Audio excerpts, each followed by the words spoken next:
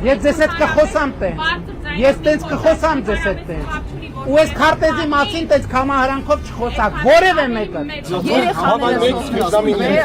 Քաղաքացիական պայմանագրի ներկուսակցական քարոզարշավն այլևս չի անցնում այն սցենարով, որին իշխանությունը տարիներ շարունակ սովոր էր։ Լեզվակռիվներ, վեճեր, անպատասխան մնացած հարցեր ու մեղադրանքներ, ատելության խոսքի մեծ չափաբաժնով։ Քաղաքացիական պայմանագրի հերթական շրջայցն այս տեսքն ուներ։ Առաջին միջադեպը մետրոյում էր։ Փաշինյանը վիճեց արցախցի կնոջ հետ, երբ կինը թույլ չտվեց երեխային նվիրել առանց Արցախի Հայաստանի քարտեզ կրծքանշանը։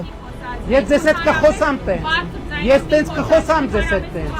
Ու այս քարտեզի մասին տենց կամահարանքով չխոսակ, որևէ մեկը։ Որևէ մեկը։ Կխոսեմ տենց ձեզ հետ բարձր։ Ուրեմն մյուս անգամ չփորձեք ասեք, որ փախածներով չփորձեք ասեք, որ ես Ղարաբաղ եմ տվել։ Այս միջադեպին հաջորդեց Փաշինյանի հերքումը։ Բացառված է, որ ես դες բան ասեմ։ Չասեցիք փախածներ, զոհվածի աղջկա եք ասել։ Ես տենց բան չի կարող ասել, եթե տենց անկալվել, սխալ անկալվել, եթե ինչ-որ մի բանն են չեմ ասել, ներողություն։ Հերքմանն էլ հաջորդեց ներողությունը։ Ասում է թիմին խոստացել է, որ այլևս այսքան էմոցիոնալ չի լինելու։ Հարգելի Տիկին Մոսյան, ես ձեզնից եւ ձեր որդուց ներողություն եմ խնդրում այն էմոցիաների համար եւ հույս ունեմ, որ առիթ կունենանք նորից մետրոյում կամ որևէ տեղ հանդիպելու ու հանգիստ խոսելու։ Իմիջիալոց ես կուզենամ այդ խոսակցությունը տեղի ունենա։ Նիկոլ Փաշինյանին չեն զիջել նաև թիմակիցները։ Երևանի բակերից մեկում Ալեն Սիմոնյանն ու Վահագն Ալեքսանյանը վեճի բռնվեցին շենքի բնակչի հետ։